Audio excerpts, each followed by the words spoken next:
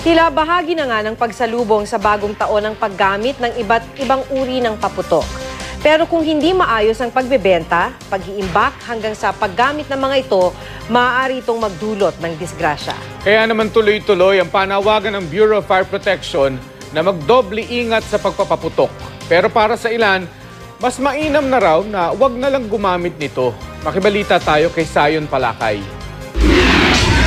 Masusing na inspeksyon ng Bureau of Fire Protection o BFP Region 3 ang ilang mall sa Tarlac City para matiyak na ligtas ito para sa mga mall goers. Sa isang mall doon, sinita ng BFP ang di raw malinaw na signage ng mga lagusan o emergency exit points.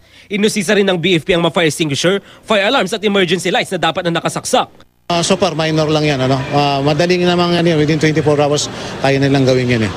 Kung hindi sila mag-comply, binigyan natin ng directives yung City Fire Marshal na i-check uli. Then kung hindi sila sumunod, bibigyan natin sila ng notice. Handa naman daw ang pamunuan ng mall na sumunod sa rekomendasyon ng mga otoridad. Sinita naman ng BFP ang ilang nagtitinda ng paputok sa Dagupan City. Tinatago kasi nila ang mga paputok at pailaw sa ilalim ng mga binibenta nilang saranggola. Bagaman may nakahanda naman silang 1 galon ng tubig na naayon sa fire safety code ng BFP, delikado pa rin daw ito. Mga combustible o madali kasing masunog ang kasama ng mga binibentang paputok. Wala pang warning sign sa mga stall na nagsasabing bawal ang paninigarilyo. Sa Abra naman walang fire extinguisher ang ilang tindahan sa bayan ng Bangged. Ang iba, nagbebenta pa ng illegal na paputok gaya ng Piccolo. Binigyan sila ng BFP ng warning at inuutos na itigil na ang pagbebenta nito. Kung hindi sila makakasunod, kukumpiskahin ng mga otoridad ang kanilang mga paninda. Patuloy naman ang panawagan ng ilang grupo na wag nang gumamit ng paputok sa pagsalubong ng bagong taon. Sa Maynila, nag-noise barrage ang nasa 2,000 estudyante ng Maria Guerrero Elementary School.